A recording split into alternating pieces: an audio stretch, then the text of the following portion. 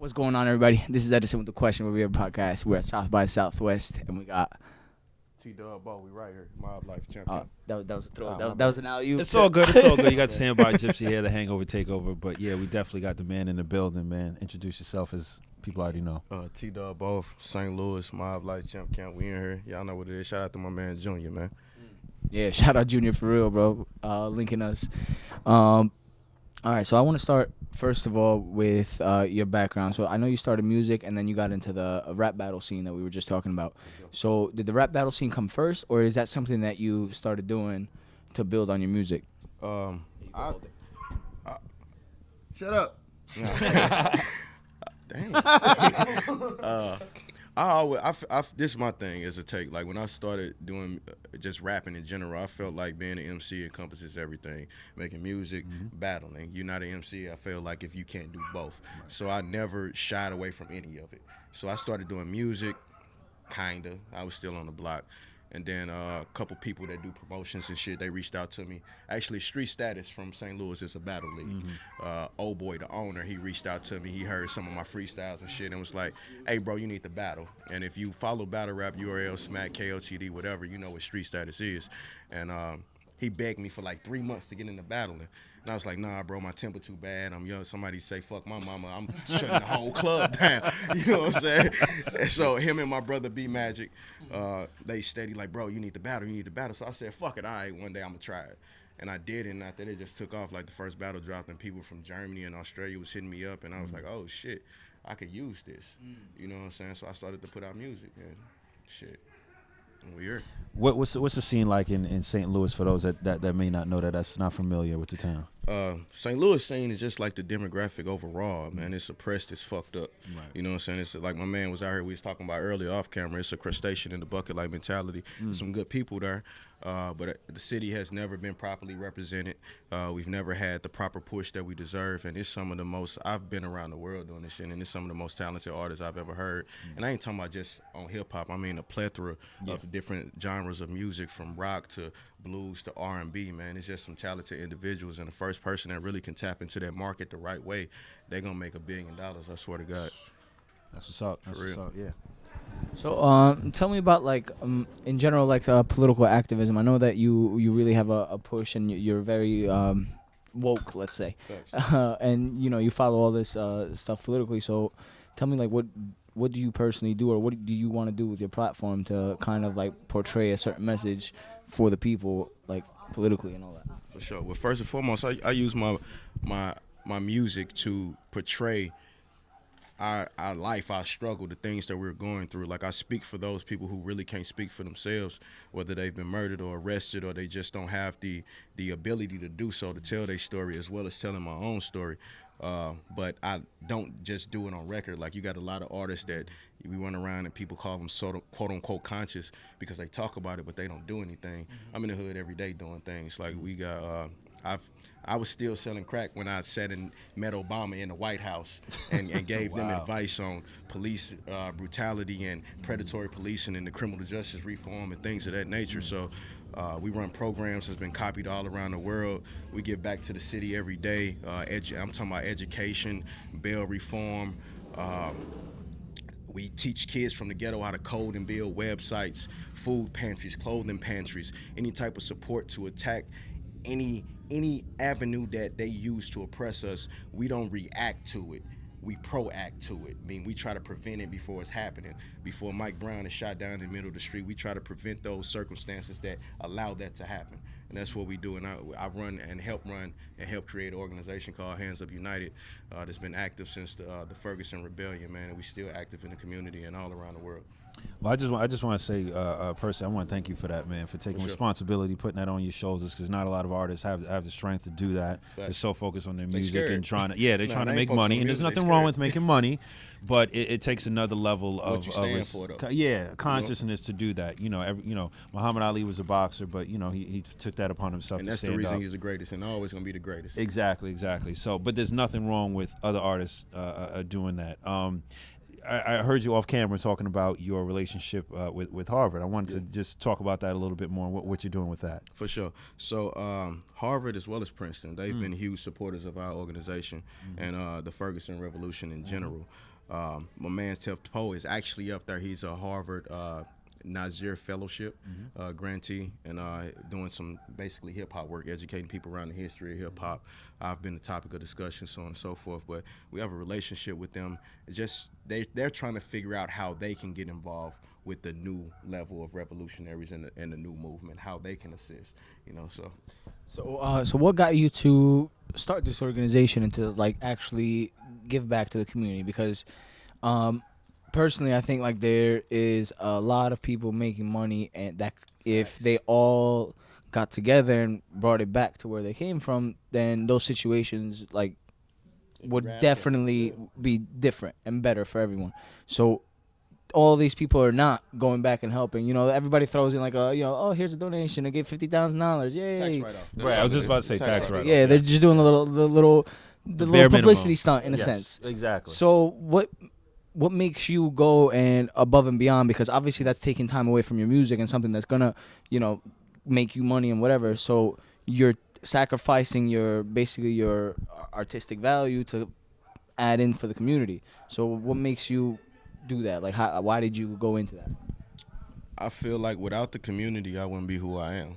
A lot of artists, they profit off of black oppression and black pain, crime, drugs, just the regular litty talk, you feel me? And they profit off of it. They use the hood to propel themselves to a certain platform and make themselves rich. And then they do nothing. Just because you write a $10,000 check at the end of the year and give it to the school, that means absolutely nothing. You know what I'm saying? When it's really time to stand up and fight for something, to change something, where are you? They silent, and that's because they're afraid. So I really come from it. And it didn't take me to start rapping or it didn't take Ferguson to happen for me to want to get involved. I've been involved. The thing is, St. Louis never really had a real black power movement. Like, we didn't have Panthers there going crazy. We didn't Martin Luther King didn't come through there having boycotts. Like, we never had that. It's one of the most racist cities in this country. So we've been fighting it our entire lives. A lot of people ask all the time, what was the difference between Ferguson and some of these other things? Why this didn't happen with Oscar Grant out in Oakland, or the first time, with so many, Tamir Rice, all these other different situations. There's so many you can name. And I told him, I said, you're dealing with a generation of people that have been left over, oppressed in every measurable aspect you can think of. One of the lowest minimum wages and family incomes in the nation, the lowest employment rate for black people, the highest rate for black murder. A black man has 10 times the chance of being killed by a police officer in St. Louis, Missouri than anybody in the nation being killed by anybody, not just by police. Wow. Those are statistics. That's a stat. This is what we're going for, and we're always in the top 3 as far as murder rate. Like, these are things that we deal with, and we grew up in this, and it became normal. Like, just out here 2 days ago, I got a phone call, one of the homies overdosed. But I'm doing this right now like nothing happened. I've become desensitized to it because that's what we grew up with. So at a certain point in time, you have to decide, do I want to continue to live like this, or do I want to show the people that's coming up under me, my kids, my little cousins, my little brother and sister, the little homies down the street, do I want to show them that it's okay to dream, that it's just okay to dream? You feel me? And that's what it's about. And I think, sorry to interrupt, but I think your approach is, first of all, smarter than most people that I've seen, because you're focusing on education. You're going to educate people out of there. You know what I mean? It's not about like, hey, here's some money, do whatever you got to do in the community. I'm not going to worry about it. You're educating them to like, so they can take that upon themselves and then, offer something, either work, whatever, figure out ways to make money that way. So, first of all, congrats to you, man, because that's huge. You know what I mean? For someone with your platform, you really don't need to do any of that, but you're going above and beyond. I wanted to ask you about, there's always the struggle that an artist has, whether to be conscious or make money. And a lot of people say conscious music doesn't make money. Shit, I don't think Kendrick Lamar broke. I don't think so either. Or J. Cole. Yeah, I don't think he is. Jig is not broke. No, they're Pac not. Wasn't broke. No, that is true. I don't know what they mean. What they mean by that? Well, I don't know. I just feel that's true. But I do feel that there is you know, there's a fine line between you know, being too. Okay. I don't know. So most people, when they think of conscious music, they think the shit boring and it's weak and you don't really want to hear it and motherfucker burning sage in the studio. Yeah. Nah, like but I'm just saying, that. like, talk about that. Yeah, like, talk about how there is that middle ground where there could be that strong, powerful music. That name me the 3 richest rappers that are rapping right now. Off the top of my head, Not the ones that look rich, but the ones that are. That's a good point. Russ, Drake, and I would say Russ and Drake. No. Jay-Z. Oh, the richest, like net worth. Richest. Oh, got you. All right. Well, then Jay-Z, Dr. Dre, and Ice Cube probably. No, Diddy. What type of music did they produce? Party music. Not necessarily. Not in the beginning. They did that even when they did the party, that was their singles. What did you hear on the albums? The shit that you play when you get in the car. Right. You're right. When I ask you about Jay-Z, what's the first song popping your head? Right now, Big Pimpin'. When I ask you about Big, what's the first song popping your head? Party and Bullshit. When I ask you about Kendrick, what's the first song popping your head? Right now, it's a Black Panther track. Okay, so do you consider those conscious records? I consider all of those conscious records. Consciousness to their situation and their reality at that moment. Correct. Got you. That's what conscious music means to me. That it actually makes sense. Facts. It's awakening with the element that you're trying to portray with this record. That shit don't make sense. Niggas ain't talking about shit. Right. Of course it's not conscious. That shit not even hip hop or rap. Right. I don't even know awake? what the fuck you niggas talking about. Right. They borderline got mentality disorders. Right. They don't for real. The half of them probably can't read. We were just listening to that track by Tom McDonald. Yes. We were just listening to that track by Tom right. McDonald where I think it was called Sad Rappers. And he's talking about that. He's like, you know, you're taking advantage of like these, because mental illness is like it's a trend right now. You know, so they're taking advantage of that, and you know they're throwing, like, look at Future, for example. We were talking about that. He doesn't even do drugs no more, and every song is about Percocets, and you're promoting drugs. It was like, why you dudes out here dry popping pills, crushing down Dems, mixing with quills, sipping lean, motherfuckers fucking with dope. And who that all those pills, who the communities that are abusing them the most, I would say, is the minority communities, because of the fact that the idols right now are pushing that, and you're putting I gotta say they must be getting paid because they're pushing these brands. Because at the end of the day, it's a brand. Like it's Percocet, Xanny. You know, these are brands. Certainly feels like. This is what I miss about hip hop. Hip hop used to be the message for reality. Reality is creating this message from hip hop.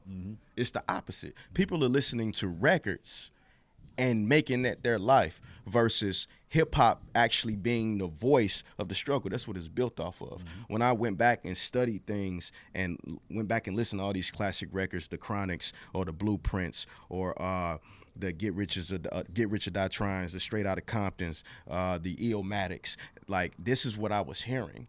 The Ready to Dies, like this is what I was hearing. It was a report from the struggle. Right. That's what built it. You know what I'm saying? And for some way along the line in the last 10 years, we lost that. But I want to say, like, the reason that gets lost, like, first of all, like, go back to, like, even the, you know, when Dre and, I'm forgetting people's names now. Right before Snoop Dogg came out, all the music was about, like, the struggles that they were facing, which is basically the same struggles today, which is, like, 80s, you know, with the issues with the police, 90s, especially like in LA back then, you know. So that moment, like, from all this like woke music that was happening at that time, there was like a specific year, and I think it started with that Snoop Dogg album where all the music started turning. It was bitches, hoes, drugs, bitches, hoes, and then all of a sudden people forgot, like, yo, there's still, those issues haven't stopped, and it's 2019 now. They're still fucking here. That's from 1990, 1980. But they were still speaking on it in that sense. So when they saying bitches, hoes, and party, like, that was their reality in certain situations. But at the same time, you got songs like Murder Was the Case that they gave me. You feel me? So when I think of a hip-hop artist and an MC, it encompasses your reality. Everything around you, you have something to say. Like, I like what Offset recently had to say. I think Offset has so much potential that he could use lyrically. And I like what he had to say. He said he feel like music is getting back to the point to where it actually has to be good and you have to say something. It's a breaking point. Yeah, I want to hear people like that in their position Right. that make the type of music and reach the type of audience that they reach to speak like that. That excites me to hear that. You feel me? Because it's time for that again. All the bullshit got to go out the window. It's not helping us at all. I mean, it's a hindrance, honestly. And honestly, the shit is not good. Half of the shit you listen to that be popping in the summer, you'll never listen to it again. Yeah. That's really how it is. It's like, oh, it's cool now. But then when you go back and listen to it again, it's like, oh, I don't want to listen to this. You know what I mean? It just like falls off. And at the end of the day, it's all about the beat. Yeah. You know, like we were just talking about all it's the a fucking formula. wild ass names, It's all the wild ass formula. names that are coming It's out, so and every song formulated. just makes you do this for a while. Yeah. That's it. We hearing some of the most craziest production around this time as far as hip hop. How do you think people will remember this period? Because I feel like when you're in it, people think it will last forever, and that speaks to a lot of different things. How do you think people will view it? I mean, I'm gonna view this era of hip hop as disco. It was Great fun. point. Great. You party, point. but Great are point. you really gonna remember it? Yes. People hate disco. They gonna Die disco, die. Remember when they burned the records in Yankee Stadium in the 70s? 10 years from now. Yeah. You're an OG. Yeah. You sitting in the backyard, smoking a Cuban. You might be Yeah. by a pool. Yeah. You not finna put on, fuck them bitches in the bunny. I don't give a fuck about nothing. I'm a retarded motherfucker. I kill myself. Like, you don't want it. Right. Yo, so when is that song coming out? Hey, with the right beat, we out of here. You gonna A&R it, right? That's it. Let's wow. take off. So, all right. So, tell me now. I want to talk to you about musically and the stuff you put together. How would you say you've progressed as an artist throughout, your first album and then starting the battle rap and then now the albums that are coming out now? How would you say? What would you say your personal biggest progression was throughout all that? I would say, honestly, overall structure. When I first started, like, I could rap my ass off. I would rap 20, 30 minutes straight, rap circles around motherfuckers. But as I've been working on actually creating art, I focus on becoming better at actually putting together songs, structuring, different tones and transitions, experimenting with my voice, using tone delivery in certain aspects, knowing when to get aggressive, knowing when to calm down a little bit, implementing the right ad-libs on top of the lyricism. Either it seems like nowadays either people have lyricism or they're known for their ad-libs and their cadence. I try to incorporate them all, cadence, ad-libs, delivery, lyrics, into an overall complete artist, and that's what I continue to try to develop.